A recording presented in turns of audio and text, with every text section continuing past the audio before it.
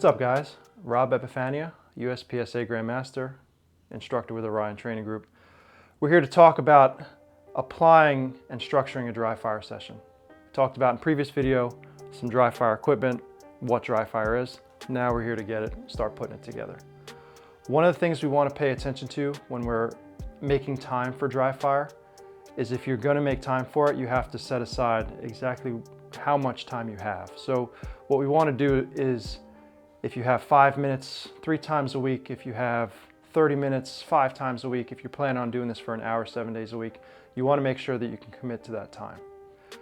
As far as structure, what I would highly recommend most of you guys do is make sure you get routine live fire practice, once every 2 weeks, once every 3 weeks. If you're shooting more, if you're shooting competitively and you're trying to reach the top of your field, you're going to want to at least be doing it once a week or potentially more. Matches, so USPSA matches, IDPA matches, different styles of matches, also gives you a lot of great feedback in terms of structuring your dry fire sessions, okay? For most of you guys that are getting into dry fire, what we're going to focus a lot on is we're going to focus a lot on grip, trigger control, draws, and reloads, right? Because at this point, these mechanics are new to you, and in dry fire, that's where we can get the most benefit from it. We can get the most gain. You can get 95, 98% of your gains in terms of speed and consistency by doing this in dry fire without having to fire live rounds. Ammo is getting more expensive, and we want to make sure we use that ammo wisely to focus on the right things. If you break down a USPSA stage, for instance, if we're shooting a 32 round stage, right? The most important thing we're going to be working on is the fundamentals: grip, trigger control, aiming, right? The next important thing we would look at after that is your gun handling has to be up to speed, meaning you need around a 1 second draw, right? You want a reload that's pretty close to that for the top levels, right? If you're meeting those minimum standards, the next most important thing to focus on is transitions. If we have 15 targets in a stage, we're doing 15 transitions. That's going to save you a lot of time, right? Now, when we start to get into this, the first thing I like to do is I always like to start with a warm-up. So I like to come up with a routine that takes me 5 minutes to do and allows me to get my grip, my trigger control, my draws, and my reloads all in place for me to be able to perform right away. The benefits of this also is if you're in your home, if you're in a hotel across the country, you also have the benefit of this feels like a routine, this feels like home. And that's very important in order to be able to bring your performance. For guys who are concealed carrying, I'd recommend the same thing. It might be structured a little bit different, but the idea would be very similar, right? I want to be able to go out into the world carrying my gun for my protection of myself and my family, my loved ones. I want to be able to be ready, God forbid the situation ever comes up that I have to get in the fight and use it, okay? So let's get started here. The first thing I work on is trigger control. I have my timer here. So this drill is called trigger control at speed, right? Typical dry fire, right? First thing we always do in a dry fire session, we just make sure our gun is unloaded. Make sure we have no live ammo on us, so I have clearly defined dummy rounds. And this is a dry fire magazine that can never accept live ammo, so these are very beneficial. Typical dry fire, when we talk about trigger control, our usual thing is we want to aim on target, right? And we want to just press the trigger ever so gently until the shot goes off, right? And if you're brand new, this is good for you to learn how to do. You have to learn how to hold still, hold the gun in place, aim on target, and gently start to increase the pressure that you're applying on the trigger until the shot goes off. As we get familiar with that, the intent is now to induce some sort of pressure or time or stress. So that's where these little guys come in, the shot timer, right? The beep on this, the initial beep, that's about 3 to 4 tenths of a second, okay? Our goal in this trigger control at speed drill is to have the trigger press completed by the time the beep is done, right? So that adds a little bit of, hey, I want to fire right now, okay? So you start to press the trigger a little bit harder, a little bit quicker, and that can induce some sort of tension-induced errors. Now, little tip here for you guys who are using timers. Some timers have adjustable volumes, right? so you don't wake up the entire house when you're dry firing. You can get it to the point where you can barely hear it. For a timer like this, there's only 2 modes, right? So if you take a couple pieces of Scotch tape and you put it over the speaker, you see it dulls the sound down quite a bit. With this timer, I use that. With some of the other timers that I have, I can adjust the volume, so I just adjust it low enough that I'm not waking everybody up with a bunch of beeps while I'm running around my house. So, when I do this trigger control at speed drill, the start position here is that my finger is contacting the trigger, but I haven't removed any play, right? So you guys see here, the gun hasn't gone off. This is what they call play or slack, right? Where you get to the wall of the trigger. If I'm shooting a match, I'm coming into a position I want to shoot right away, I'm not taking time to prep the trigger. Chances are, if you're in a defensive encounter, that you're going to be doing the same thing. So it's important to be able to work the trigger quickly and smoothly to the rear without disturbing the gun, okay? I always start off strong hand only because that accents the finger path, right? I want my finger moving straight back as it contacts the trigger so that when the trigger goes off, when the trigger breaks, the gun has the minimal amount of movement, preferably none. Typically speaking, you're going to see something in the beginning, and that's okay, but as you get better at this, it will reduce and reduce. So what I would do here is I would start aimed on target, right? And when the beep goes off, I press the trigger, right? Have the trigger press done before the beep is complete. And what I would do here is I'd do about 5 to 10 reps, right? Gun is not moving. We're in good shape there. Right, really focusing on my finger path as well. Right, looks pretty good there. Now, done it strong hand only. Now I'm going to do it weak hand only.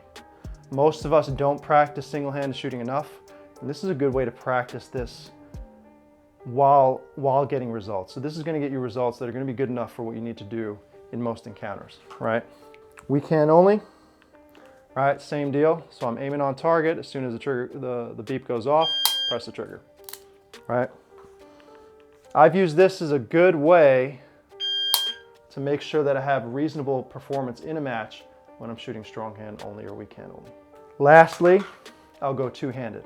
Now I have the support hand to reinforce my firing hand. Okay. So I aim on target. Right, finger touching the trigger. As soon as the beep goes off, right? Now, if you guys are making the time, and if you guys see no movement in the gun, right? So you saw how my gun was, it wasn't moving. You have 2 choices to challenge yourself.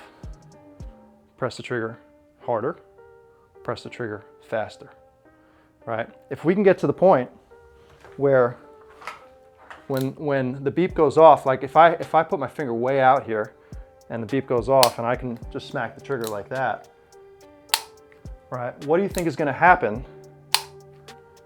if I had to shoot under stress, under match pressure, under the stress of a violent encounter, right? You have that much more ability to be able to press the trigger under stress, because when that happens, you're going to press the trigger harder than you think.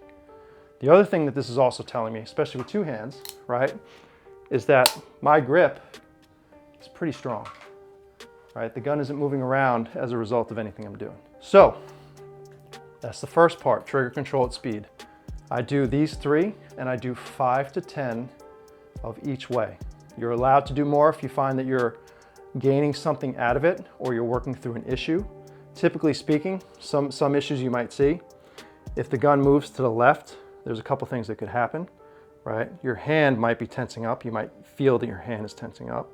Here. This is for a right-handed shooter. Left-handed shooter would be to the right. Right, so if you feel that, right, you have to focus on only moving the finger independently of the hand. From a trigger standpoint, right, if you're pushing the gun to the left, if you're using too little of your finger, right, you could be pushing the gun that way with your finger path. In that case, you would add more finger on the trigger, okay? You want to make sure this is moving flat, straight back. Gun and a person's anatomy determine what part of the finger sits on the trigger. I don't subscribe to one thing or another. I can shoot this Atlas Gunworks gun and have my finger in one place. I could shoot my Canic and it's in a different place. I could shoot a Glock, it's in a different place. This drill is what determines what's the ideal place.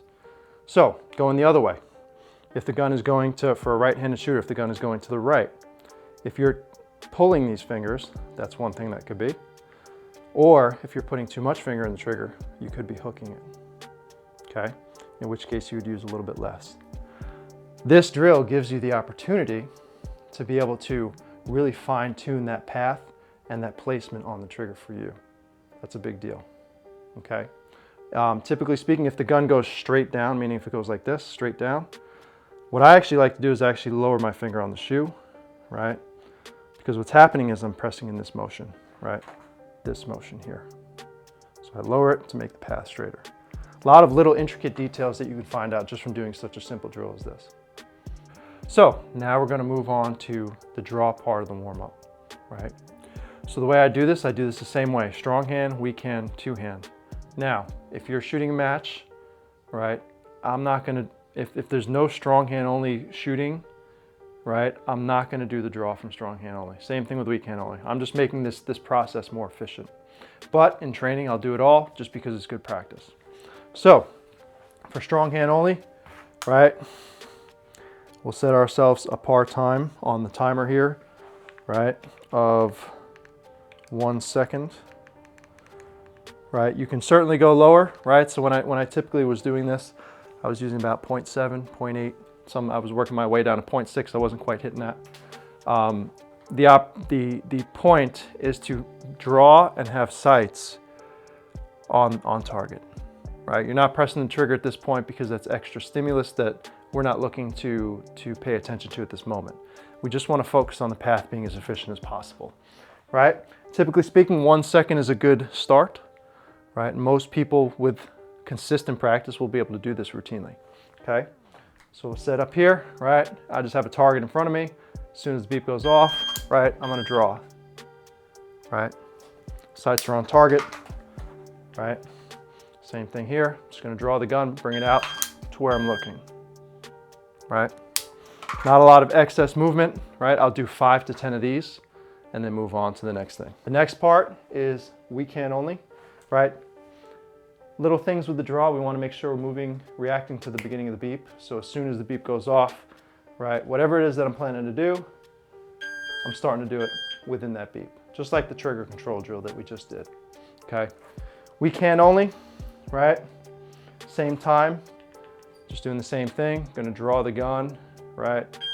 Transition over and get the gun up there, right? Not pressing the trigger. Right, looks pretty good, right? Again, 5 to 10 of that, and then I'll do 5 to 10 of two-handed. Two-handed, right, tips real quick. React quickly, both hands move at the same time. This hand moves around where the gun is, right? So there, right, everything moves at the same time. I'm basically picking the gun out of the holster, so as soon as my fingers contact and my hand wraps around, I'm just pulling the gun up like that. Okay, you'll see here. All right, same time, draw to sights. Right, obviously that's a lot quicker. I practice this a lot. All right, one more time.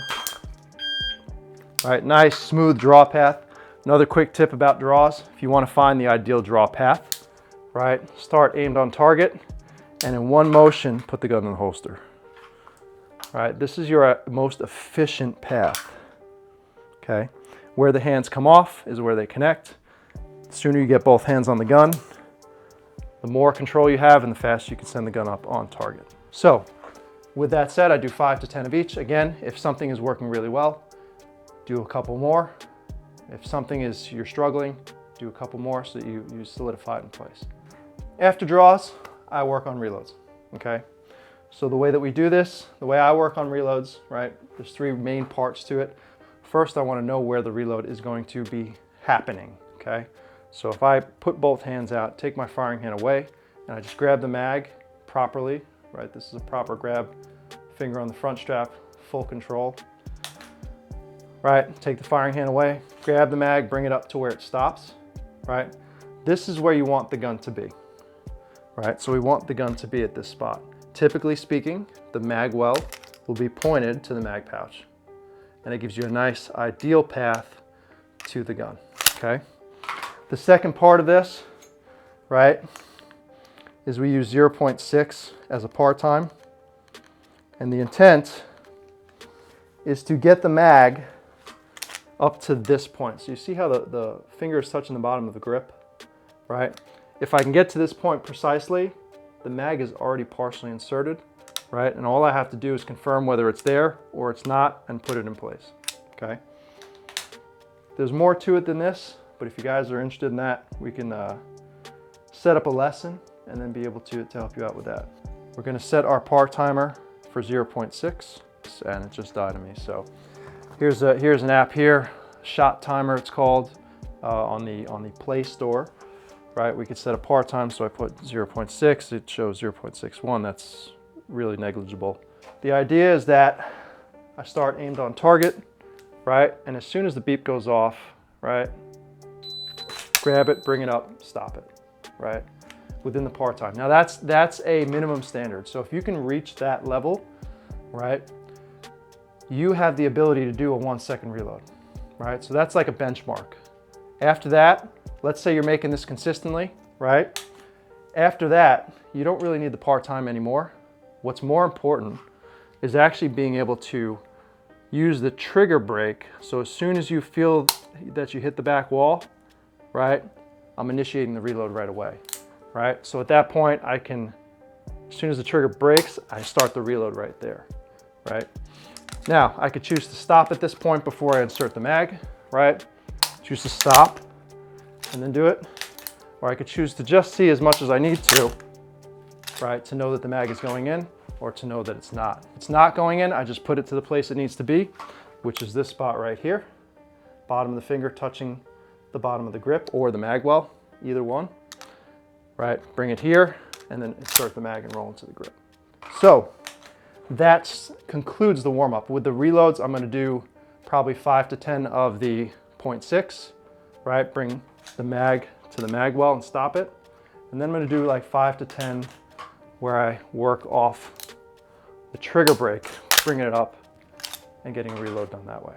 So now that we've done that warm-up, now we're ready to get into the heart of our training, right? There is a basic setup that we can use that we can accomplish a lot of drills with. It's called the standard El Presidente array setup, okay? Typically speaking, you have targets spaced about a yard apart, right? If you're using full-size targets, spaced about a yard apart, anywhere from 7 to 10 yards, right? With this setup, we can do quite a bit of things, quite a bit of drills, more complex drills that we'd like to do. So typically speaking, what I would do at this point, there's a drill that I use that's called crisscross, and that's what I would warm up, finish my whole warm up with. I do a couple of different runs on this drill just to make sure I'm dialed in doing what I'm supposed to do. Using that setup, that El Presidente setup, the way that this works is you would draw onto the body of one target, transition onto the head of another target, transition to the body of the third target, do a reload, and then go head, body, head, or vice versa. So I do this left to right, right to left, starting on the body first and then starting on the head first. So the way that this works, right, I would get myself set up, and I have the setup over here, right? And I would draw, so I'll use this timer here too. And the idea will be, okay, at this point I'm preparing myself to do this run, okay? In this case, this is like a make-ready procedure, a physical walkthrough of a match. So I get here, I'll wait for the beep to go off. When the beep goes off, draw the gun, body, head, body, reload, head, body, head, okay? Now, I'm not gonna do all 4 ways, but typically speaking, I start body on the right, head, body, reload, head, body, head. Start on the head on the right, right? Actually, it might be good to do that too, just so you get an idea of the difference. So I'm gonna draw to the head, right? And do the reload and come into the body. Because it's gonna look a little bit different. Okay, here we go. The draw is gonna be a little bit slower. Head, body, head, reload. Right, the reload is gonna be a little bit quicker as soon as I start shooting. You don't wanna get in the habit of firing a shot immediately after shooting, right? After the reload's done, you don't want to get in the habit of firing an immediate shot because you don't know if you're shooting to the head, you're shooting to the body, you're shooting to a very difficult target, right? So you want to be able to do all sorts of different scenarios, right? That's why I demonstrated the second way, okay? Just so you guys know, what I do in terms of target setup, right? That's the very basic setup. What I do is I have a lot of these scaled targets that we talked about in a previous video, and I use Velcro. So where is it? So I just buy strips of Velcro, and what we could do is we take the strips, we put one strip on the wall, right? And we put the other strip on the target, and then this way you can just place your targets wherever you want. For me personally, I've also made PVC target stands. And in my Instagram, there's a video for that. There's a link to that. Now you can build your own stands. So the idea behind building the stands is we build the stand and now we can create a 3D environment versus only having targets on the wall. So your typical target, right? This is your typical full-size target, okay? This is what we call a third scale target. What that means, this target viewed at 10 yards, 9 yards, is this target viewed at 3 yards, okay? 1 foot, right, equals 3 feet, really. 1 foot equals 1 yard, right? This is at 9 yards, this is at 3 yards. They're supposed to be equivalent, but in reality, this is a little bit smaller, right? Now, when we place these on the wall also, right, what happens is you're not getting you're not working your visual focal depth, meaning you're not squeezing your lens, your eye lens, to be able to focus in and out. So the more we can create 3D style targets where our eyes have to go in and out to the next target, the better quality our training becomes. Now, using that setup and using a bunch of these other targets here, we can do quite a few drills, right? There's a book, the most encompassing book that I've used so far is called Practical Shooting Training by Ben Steger and Joel Park. We'll link that in the description below as well so you can buy it.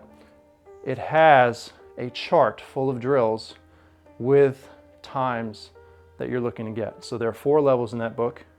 Depending on the level that you're at will depend on the par time you're going to use for dry fire. All the drills are described clearly in the pages of the book so that you can choose different ones and try to apply them with par times. So ultimately, after you finish this sort of warm-up, the rest of your dry fire session will depend on what you're focusing on at the time. Something I personally like to use is if I'm focusing on, let's say, movement, which is my current focus in my dry fire sessions now, I like to use a timer. So I'll put a 10-minute timer where I hit start, and then I will focus on that specific skill for that period of time. Very intently, very focused. I don't get distracted with other stuff. Ways to figure out what you need to work on is, again, from that self-reflection from matches, live fire, classes, different critiques that you've heard in the past, or your own self-reflection on what needs to be worked on. A great resource is the book that I mentioned before, Practical Shooting Training, okay? Additionally speaking, if you're looking to get one-on-one attention on how to structure a dry fire session with feedback on your dry fire itself, along with actually getting a chance to do the repetition and get some feedback from me, you can go to my website, spconceptsinc.com or robepifania.com, and we could set up an online dry fire session via video chat, and we can go through all these things to help you dial yourself in, schedule, and get feedback and homework to do, and a follow-up email on what we did.